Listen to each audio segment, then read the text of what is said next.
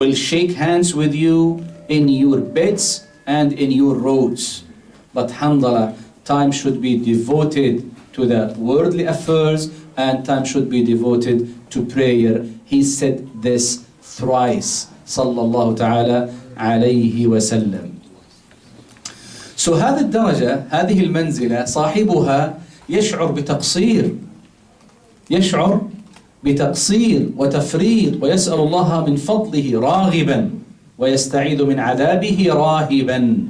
So the one who is living in this degree, he feels يعني subhanallah his shortcoming, and he asks Allah Azza wa Jal of his virtue and mercy and seeks refuge from punishment.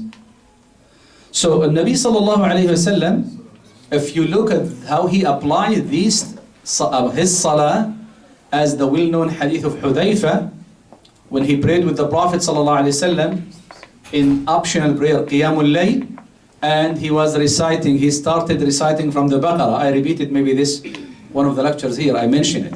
So he started reciting from Al-Baqarah. So Hudayfa said, there is riwayah with Hudayfa also. So Hudayfa said that subhanallah, I said when the Prophet ﷺ reached 100 verses, he will make his ruku'. This is normal inshallah.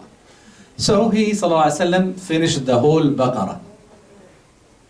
Then he said he started with An-Nisa. I said when he reached 100 verses, he will make his ruku'. He said he finished chapter An-Nisa. Then he said he started with Ali Imran. And he said 100 verses and he will make his ruku'. But he finished the whole Ali Imran. So you are talking about Al-Baqarah, An-Nisa and Ali Imran. Look what Hudayfa said. قال ما كان يمر بآية فيها تسبيح إلا سبح الله ولا آية فيها حمد إلا حمد الله وإذا مر بسؤال سأل الله عز وجل وإذا مر بتعوذ تعوذ ثم ركع وأطال ركوعه كان نحوا من قيامه. So Hudayfa said that during the salah of Rasulullah sallallahu alaihi wasallam, every time he passed by a tasbih, a word that said subhana or sabbih, so he used to make tasbih. Every time he passed by an ayah that asking Allah from His mercy, or Jannah, so he asked Allah from His mercy or Al-Jannah. Every time he passed by an ayah that seeking refuge with Allah from hellfire, so he asked subhanallah for that refuge. So then he said he made his ruku' and he kept in his ruku' as long as his qiyam. Sallallahu ta'ala alayhi wa sallam. So when the salah is qurrat ayn, you do not feel that you are standing between the hand of Allah, right?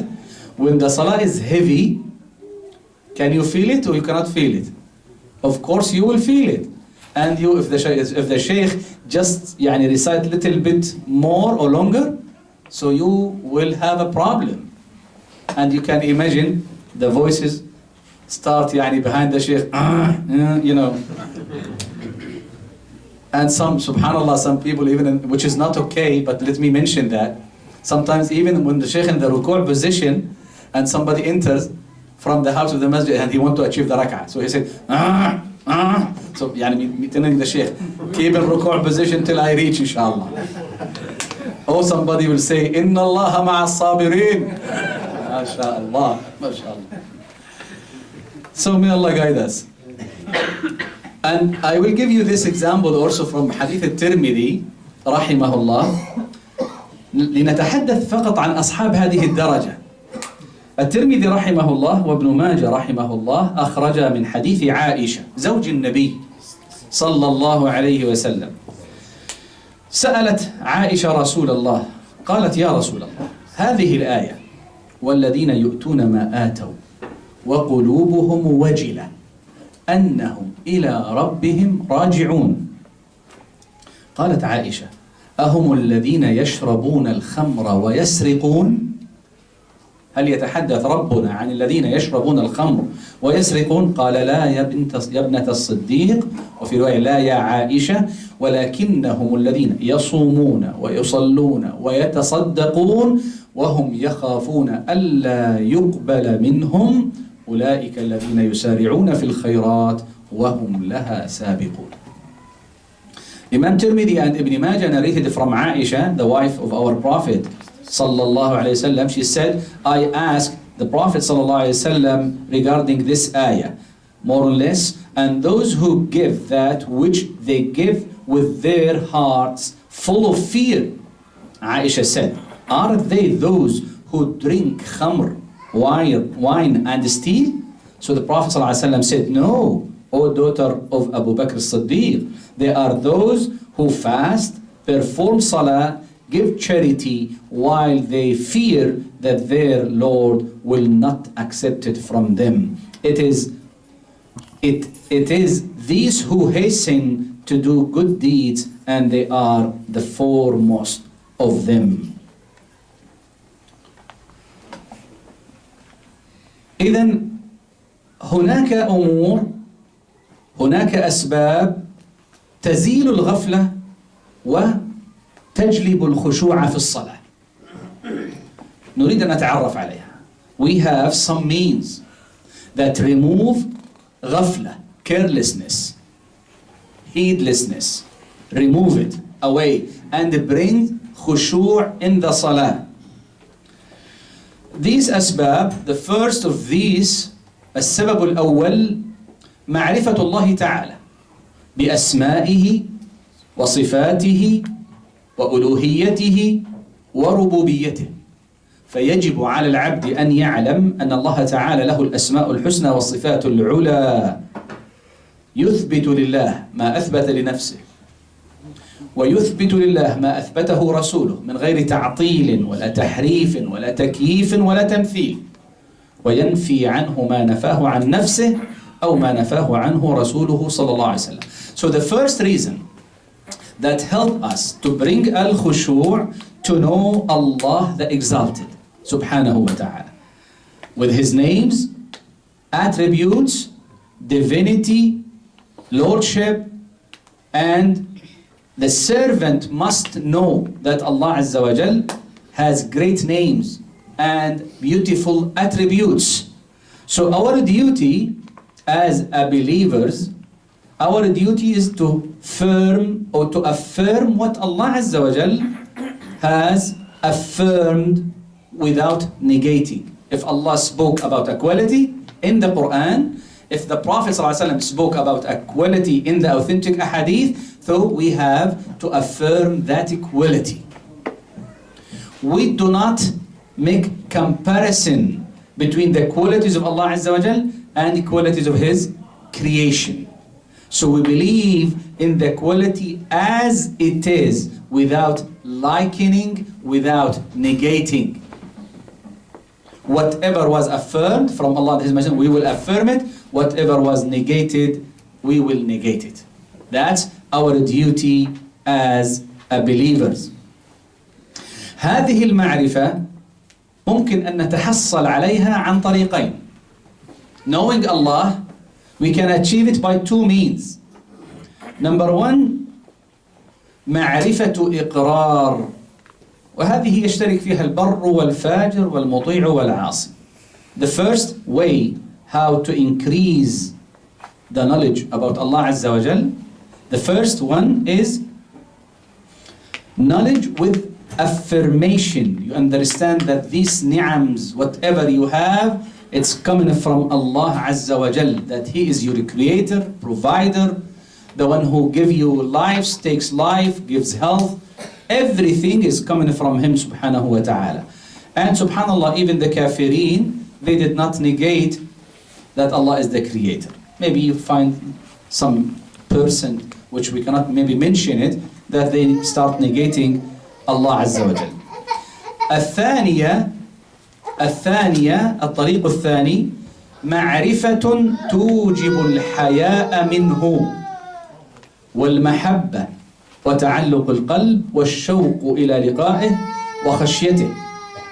So the second knowing that produces the obligation of shyness, love, being attached, and longing for meeting with Allah Azza wa Jal, fearing, hoping, running towards Allah and away from the people. Subhanallah, this is the specific knowledge, and people, of course, vary in this knowledge. So these are the two ways to increase our, subhanallah, yani ma'rifah. If you look around you, if you look at yourself, if you look in the ayat in the universe, this will increase the ma'rifah of Allah, knowing Allah Azza wa Jal. If you read the Quran, if you ponder about the ayat, the verses, this will increase also the ma'rifah of Allah Azza wa Jal. جماع هذا الموضوع أن تفقه الأسماء والمعاني. لمن أراد أن يتعرف على الله عليه أن يتعرف على الأسماء والمعاني، أن يفقه هذه المعاني. Whosoever want to know Allah better, he should take the names, the attributes, study it, memorize it, understanding the meaning of it. You remember last lecture when I mentioned the 5 names? Do you remember the 5 names still? How to achieve al-muraqabah, observation? You remember that? I said al-raqib, yes, the controller, right? Al-sami', the all-hearer, right? Al-basir, the all-seer. Al-hafiz, the guardian. And what else? Al-alim, the all-knower. Now if you memorize these 5 and try to understand the meaning of as-sami', what does that mean, as-sami'? The simple answer that Allah Azza wa Jal hears everything, right? Is it enough to know it, to get benefit of as-sami'? Is it enough to know the name, to get benefit of it? So what is the second step? What's the effect of as-sami' in your life? To know that Allah hears When we you. do something, we remember that Allah subhanahu wa ta'ala is watching and listening us. So the effect of as-sami', at least the minimum, the lower effect that we should have from the name as-sami', that if I say any word, it will be heard by Allah Azza wa Jal, recorded in my book in the day of judgment, and I will pay account, I will put in account based on that word. So if I understand as-sami', that he hears everything, if you speak openly, if you speak secretly, he hear you. So what does that mean in simple word? That you have to observe what? Your tongue. Whatever you say, you have to have control. In some of the riwayat, maybe it is da'ifa, I don't know the sanad now, about Abu Bakr as-Siddiq, there's some riwayat that he used to put a stone under his tongue. And when they explained that, they said because he used to mention Allah a lot. And once he go to answer a call of nature, he do not want to mention Allah while he is in that position. So if he start mentioning, that stone hit the tongue and he will stop. So some people, they said to them, don't say anything, please. He said, no, I will speak. Please, this is $20, but keep it quiet today. He said, no, this is 100, I will keep talking. They think that this is good. The angels is busy with bad and evil action the whole day. And the Prophet ﷺ said, عجبت لمن غلبت آحاده عشراته. It's wondering, he's wondering ﷺ how, sayyah is one, right? If somebody commits a sayyah, he will be judged as one sayyah only. But if he makes a hasanah, it's multiplied 10, 700 times. But still with this, some people will come in the day of judgment that their sayyi'at will weigh more than their hasanat. Can you imagine that? That their sayyi'at is bigger, much bigger than the hasanat. And the reason they did not understand that Allah is As-Sami'. They did not understand that Allah is Al-Basir. They did not apply the meaning in their life. They know the word. They believe in it that Allah is Sami'. Because if you do not believe, if somebody does not believe that Allah is Sami', he becomes a kafir after that. But Muslim, when people disobey Allah Azza wa Jal, they forget these names and equalities. This is why they, subhanallah, commit the sin. So remember always how to have the effect in your life from these names. If you understand the meaning of the names, the attributes, so what happened? Allah As-Sami'. So don't say anything, even if it's secretly, openly, because you will pay for that words. This is why the Prophet ﷺ said, إن العبد لا يتكلم بالكلمة من سخط الله عليه يهوي بها في جهنم 70 خريفا. Prophet ﷺ, the hadith narrated by Sahihain and others, said that maybe a person will utter a word that he will never think that it will reach that way or meaning. Allah will drop him in the hellfire in the distance of the depth of 7 years. So may Allah Azza wa Jal save us from that. So inshallah ta'ala, we will stop here. And inshallah ta'ala, if Allah give us life, we will speak about the second reason.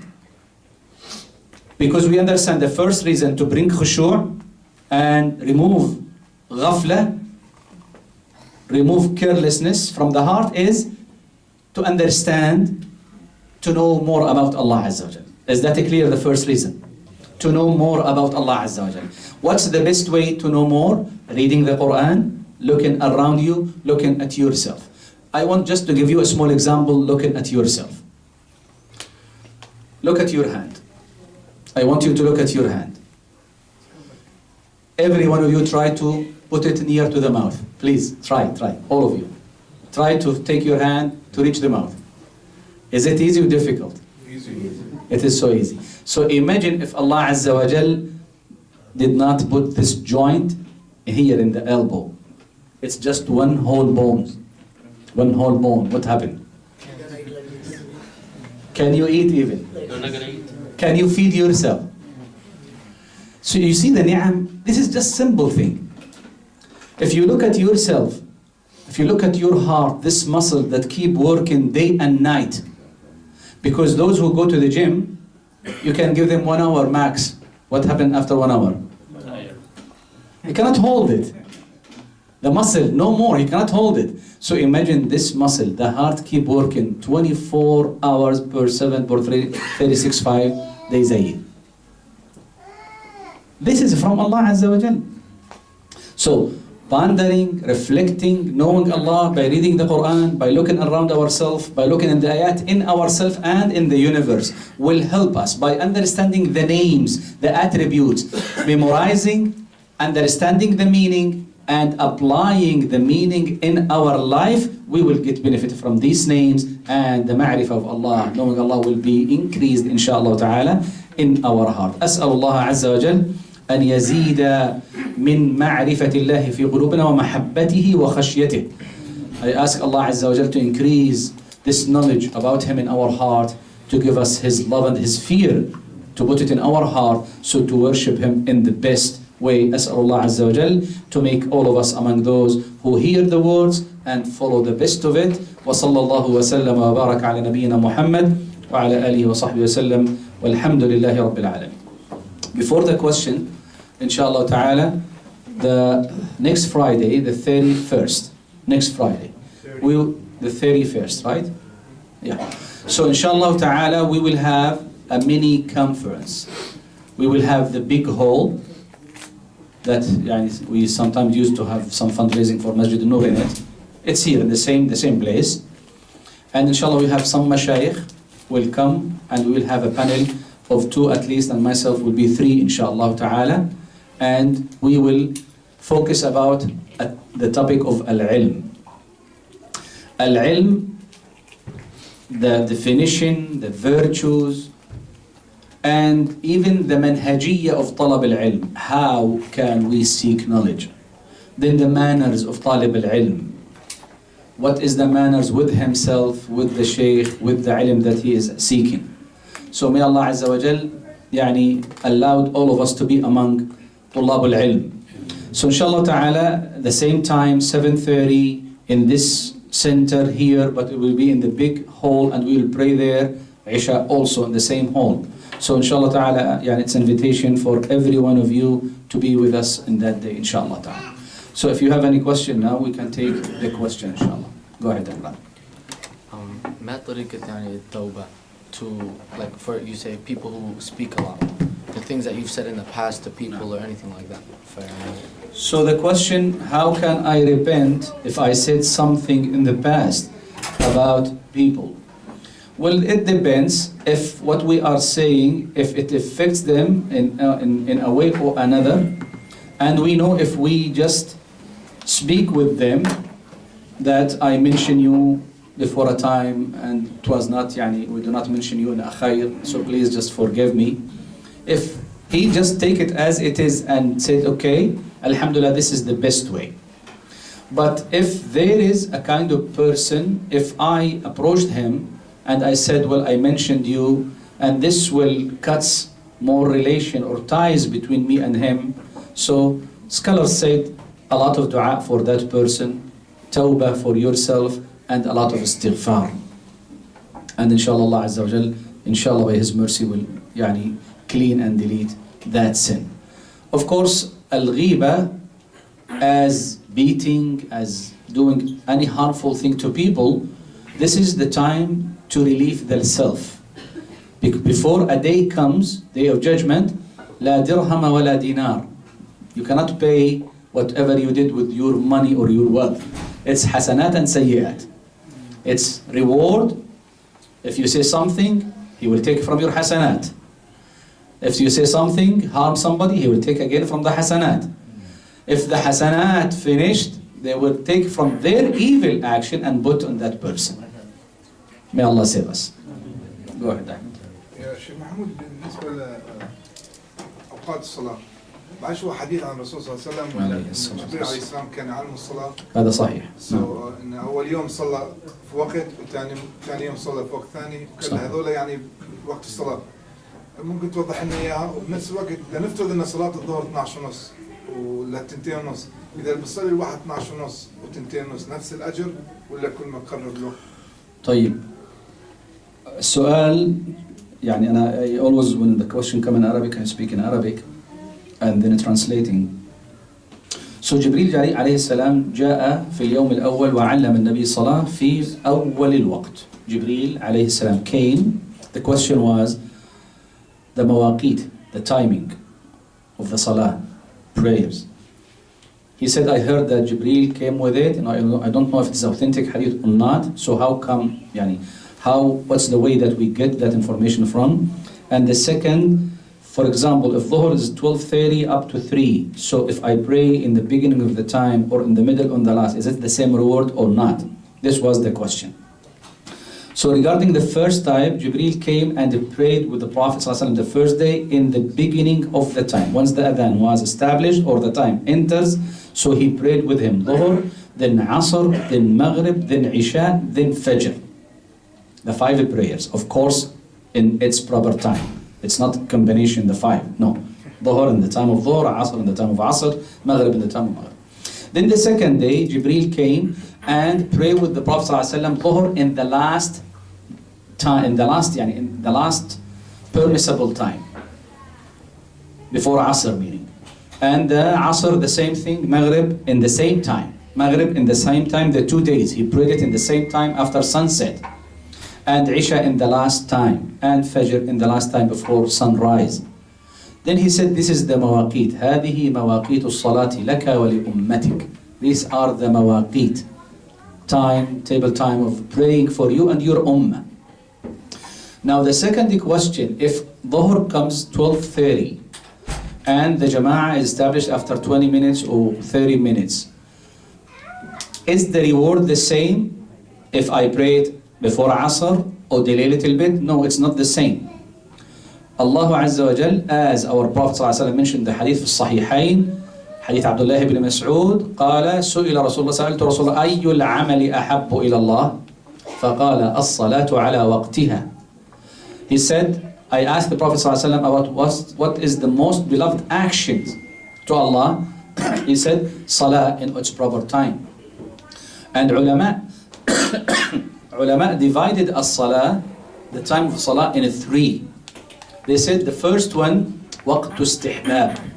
The first one is the recommended time, which is praying with the jama'ah, with iqamah, specific time, after the adhan, like 30 minutes, 45 minutes max. This is waqt istihbab. And the second, they said waqt si'ah. You still have time to pray, waqt si'ah. And the third, they said waqt wujub, it's obligatory. Because if the asr, the adhan is 3, and it's now 15 to 3, and you did not pray, so it's become wajib at the dhuhr to do it. Otherwise, you will be punished, right? So the best when you pray in the first, this is the best. And the reward is more when you pray in the first. We have a question here, one of the sisters. شيء ما وضحتش وقت الصلاة، كيف احنا نعرف وقت الصلاة؟ طيب لأن نوضح لك إياها إن شاء الله. Regarding the timing of the salah, how can we know it? The easiest answer now, alhamdulillah, nowadays with technology and fasolya ولوبيا, يعني التلفونات شغالة معكم alhamdulillah. Right? So you can just listen to the adhan, knowing the timing from the masjid. But let us say that we do not have this stuff. So إذا بلغت الشمس منتصف السماء ولم يظهر الظل بعد على الأرض فهذا وقت الظهر. وإذا بلغ طولك مثل طول ظلك فقد يعني أو ضعفي الظل فقد دخل أو ضعف الظل فقد دخل وقت العصر. وإذا بلغ طولك ضعف أو ظلك ضعفي طولك فهذا وقت انتهاء العصر. والمغرب مع غروب الشمس والعشاء مع الشفق الأحمر مع دخول الشفق الأحمر. So how we can know if we do not have watches, telephones or whatever? So Dhuhr when the sun is in the middle of the sky. Asr when your shade is the same length of you as a person. And would become the shade double. Some ulama said this is taken out the time of Asr, even if the sun set. But still, if somebody prays before sunset, inshallah it will be counted as on time. Maghrib when sunset, Isha, Shafaq al-Ahmar when you start seeing that red color. So this is announced that the Isha is coming. And Al-Fajr, the real dawn, Al-Fajr al-Haqiqi. Then it is the time for knowing the Salah. The question, wa alaykum as-salam wa rahmatullah, if one wakes up late for Fajr, sun has risen already, does one have to pray the Sunnah prayer first and then Salatul Fajr, or just pray Salatul Fajr? You know, Salatul Sunnah prayer, Fajr prayer, Rasulullah sallallahu alaihi wasallam never left that Sunnah even when he was traveling. So the best thing to pray Sunnah first, then to pray Al-Faridah. When we go to sujood from ruku', do we lay our hands on the ground first or our knees? Jazakumullahu khairan. Wa iyyakum. This matter is a matter that the ulama have two opinions on it. The authentic Wallahu ta'ala a'lam. We said Wallahu ta'ala knows best. That we have hadith narrated by maybe 10 or more from Ahl Sunan, not Bukhari and Muslim, from Ahl Sunan and others, that كان رسول الله صلى الله عليه وسلم إذا سجد وضع ركبتيه قبل يديه. The hadith said that when Rasulullah صلى الله عليه وسلم used to prostrate, he used to put his knees before his hand. And this is Hadith al-Shuraik, well-known Hadith al-Shuraik. But this hadith is daif, is a weak hadith. The authentic hadith that we have, Hadith Abi Hurairah, كان صلى الله عليه وسلم إذا سجد قال إذا سجد أحدكم فليضع يديه قبل ركبتيه. So if one of you wants to prostrate, he should put his hands before his knees. So Allah Ta'ala A'lam, this is the authentic sunnah. The hands before the knees. But we will not make a dispute or a problem if you see somebody beside you making sujood on his knees, because this is hay'ah. It's not obligation, it's not a pillar. It's hay'atu fi salah, right? So the authentic opinion, Allahu a'lam, to start with your hand, then to put your knees, and when you get up, your knees should be the last thing, removing them from the ground. You have mentioned in the hadith